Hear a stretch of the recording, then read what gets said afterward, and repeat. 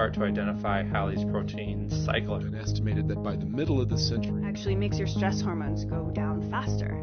Welcome to Brainwaves, a podcast about big ideas, produced at the University of Colorado Boulder. I'm your host, Lisa Marshall. If you haven't already, please like, subscribe, and share our shows. This week, we look into the really complicated history and uncertain future of water in the West. Will we have enough to keep up with a growing population? Where and how will we cut back? And what are some of the cutting-edge ideas out there, like paying people to rip out their lawns or drinking recycled toilet water, that could help us conserve what we have? We will start things off with an interview with Doug Kenney, Director of the Western Water Policy Program at CU Boulder Law School. Doug has written extensively on water-related issues, including law and policy reform, river basin and watershed level planning, climate change adaptation, and water resources economics. Doug, welcome to the show. Thank you. I'd like to start this conversation off with a really basic question, and that is, anybody who's been skiing recently knows there's a ton of snow in the mountains right now. It's been raining this week. Things are greening up. Looks like there's a lot of water out there. So just to kind of play devil's advocate, why should people care about this issue? Well, you're right. It's been a very good year for water supplies. The problem is one good year doesn't offset many bad years. And the trend over the recent decades has been to get drier and drier in this part of the world. And most places in Colorado and most places in the southwestern U.S., water supplies are pretty tight, and they are a limiting factor on growth of cities and the expansion of farms. And one good year, enjoy it. Your garden probably looks good. My garden looks good. But the trend is what we're worried about. The trend isn't good. And looking forward, I've seen some projections that the Front Range population could double by 2050. If that were to happen, and we don't kind of address this water issue, what could that mean just for people who live in the Front Range? People worry about running out of water and running out of enough water to sustain growth and to sustain existing practices. And you know, it's not one of those things that all of a sudden you hit a point and you're out. It's kind of a gradual process where a water source that used to provide 100% reliability now provides a little less. And so you kind of go down that slippery slope toward your risks start going up incrementally. You also have this problem where the pressure on farms and the pressure to take water away from farming regions and move it to the cities continues. And that works fine for the cities. The cities, by and large, don't run out of water. What happens, though, when the cities get nervous about their water supplies, they start buying up the water from agricultural regions. And the impacts there can be pretty severe. And just kind of aesthetically, if you look at places like Lake Powell or Lake Mead, what's going on there? Lake Powell and Lake Mead, they're the two largest reservoirs in the United States, very significant stores of water, and they were both full at the turn of the century, in the year 2000. 5 years later, they were half empty or half full if you're the optimist, but they'd lost half their water storage, and that was significant in a lot of ways, but one of the ways it was significant was it was visible. People could see that there was a problem. People could see that we were on a trend line that was pretty scary. And those reservoirs haven't rebounded. They haven't really gotten worse in terms of their storage levels, but they haven't gotten any better. And that worries a lot of people who are dependent upon the water from those reservoirs. The city of Las Vegas is a great example. They get pretty much all of their water supply pulled out of Lake Mead. If Lake Mead goes dry, that's a city of a couple million people who have lost over 90% of their water supply. So there are some solutions in the works. I want to talk specifically about, I know President Trump recently signed a bill authorizing a plan for 7 western states to take less water from the Colorado River. Can you just give a little historic snapshot on how we got here? I know it was a long time ago that we first decided how we were going to divide up that water. So there are 7 states that share the Colorado River, and the river flows into Mexico at the end. So there's 2 nations and 7 states that share this river. Many years ago, it was decided that in order to manage this river in a reasonable way, there needed to be some allocations, dividing up the water among these parties. And the big event happened in 1922 when the 7 states came to an agreement amongst themselves about how much water each state would take. Then a little later in the 1940s, the U.S. and Mexico made an arrangement among the two nations. And so those two agreements laid out the framework as to how much water each party was entitled to. Well, that's all well and good, except they allocated more water than actually exists. People have known for many years that this was done, but it wasn't a problem until people started using that water, trying to use all that water they were allocated. In the last 20 years, we've gotten to the point where all the water is used. There's no leftover water, yet there are many parties, including the state of Colorado, that says, hey, we're still not using as much as we were allocated, and we'd like to use as much as we were allocated. We'd like to use what we were promised. And so that's where one of the problems comes in, is everyone wants what they negotiated. Everyone wants what they were promised. But if everyone takes what they are promised, then we're at least 10%. That's at least 10% more than what the river actually has. And what the river actually has is in decline through the forces of climate change. We see a pretty sharp and pretty scary trajectory on the river in terms of the flows are dropping year by year. Flows so far this century are about 20% less than they were last century. What's this new plan going to do, and who will it impact the most? The plan you're talking about is called the Drought Contingency Plan, or the DCP. This is negotiated by the 7 states, but all it says is that we understand that everyone can't take what they were legally promised. The system just physically can't provide for that. And so the question is, if someone has to take less than they were promised, who is that person? And what is the schedule for cutting back their supplies? The party that really gets hurt, or that really has to take the biggest cutback, is the state of Arizona, and specifically farmers in central Arizona. They are kind of last in the pecking order here in terms of whose water is least reliable. And so this agreement basically says, as the storage level in Lake Mead drops past certain thresholds, certain trigger points, then the water deliveries to central Arizona will be cut back by a specified level. Now, there's some other parties that also have to share in the pain a little bit, but it's mostly an Arizona problem at this point. And the reason they agreed to that is because they knew they were going to have to take less water at some point anyway. And so the thought is taking frequent small curtailments is less painful than infrequent but very large curtailment. And so it's not a agreement to be real happy about and say, we've solved the problem. It's a schedule for allocating the pain.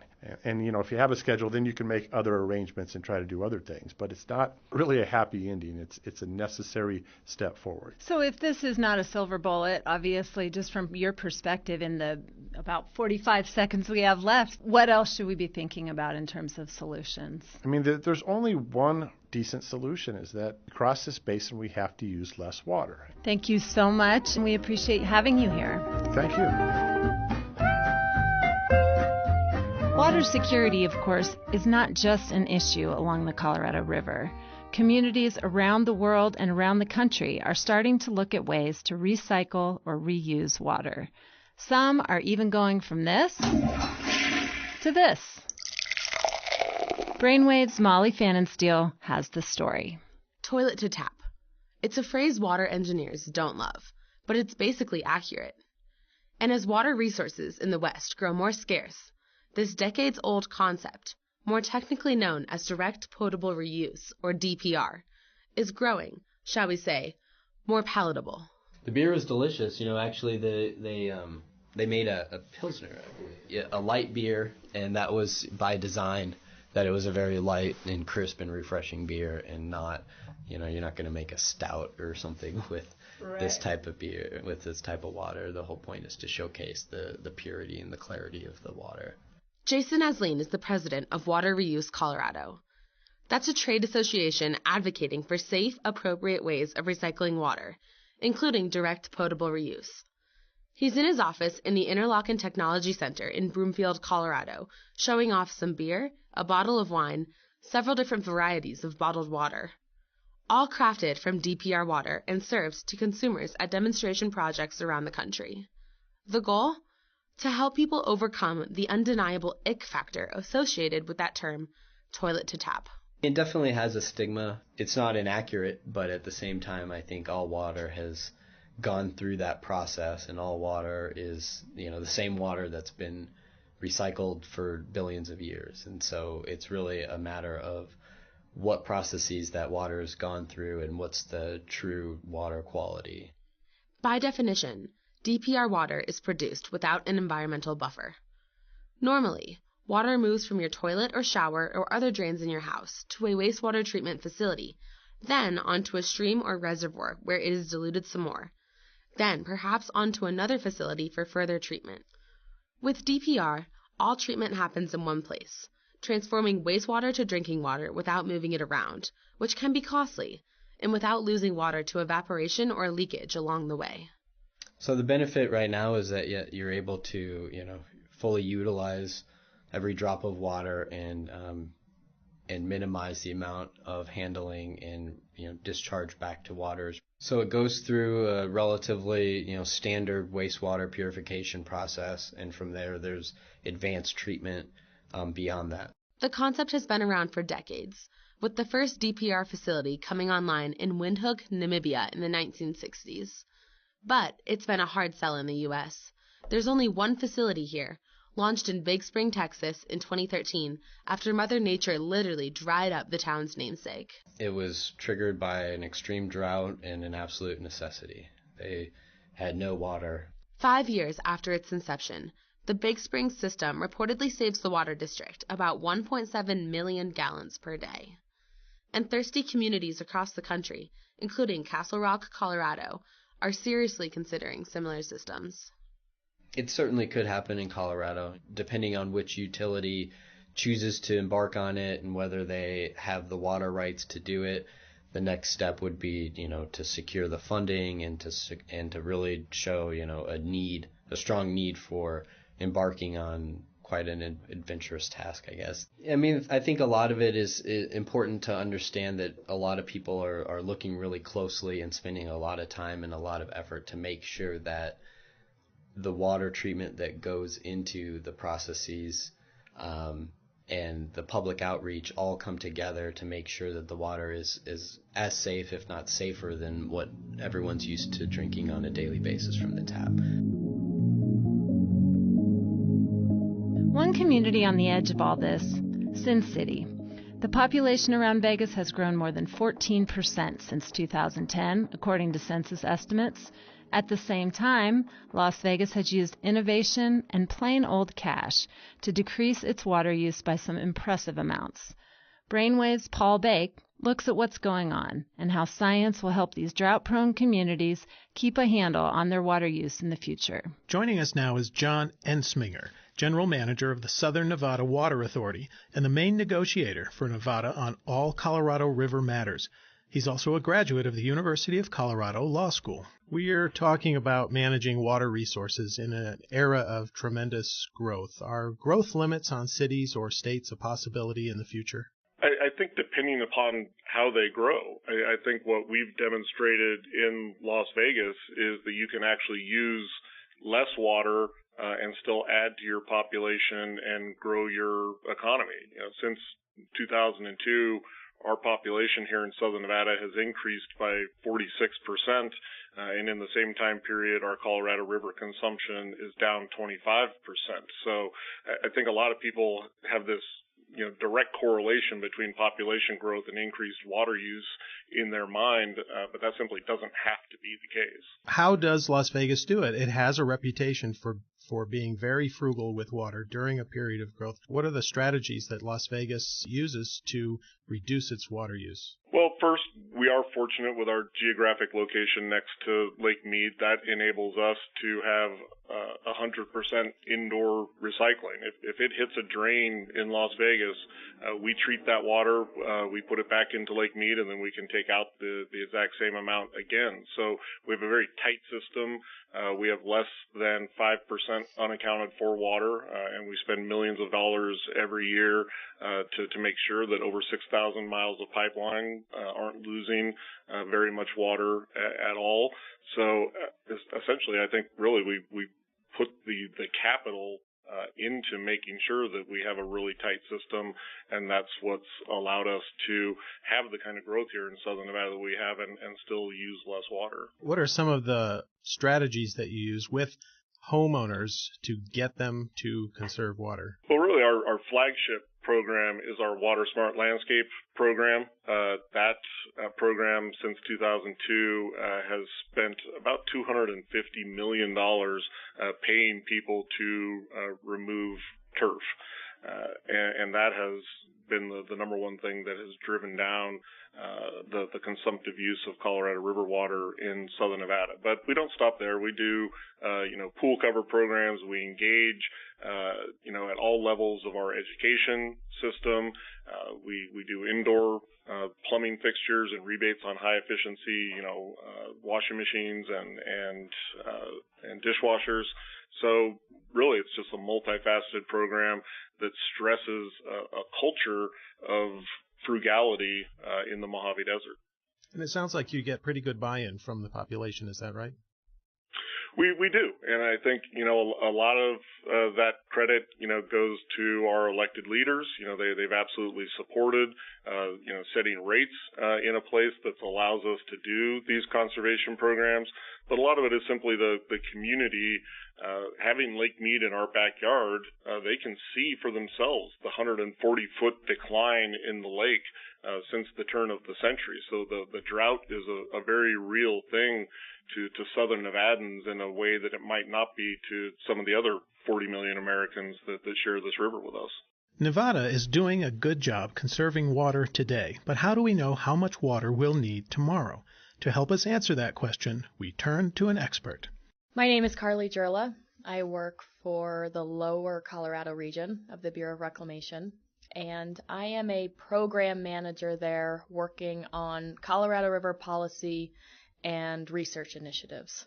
What work are you doing involving the Colorado River? We are primarily developing and applying the modeling tools for the basin that are projecting system conditions. We're primarily working on a mid to long term, so 2-year and beyond projection simulation, looking at how the Colorado River performs under various futures of hydrology, demands, and evaluating policies and providing that information to decision makers. In general, what does that picture look like? Are you confident that the Colorado River can do all we need it to do, or are we in big trouble here?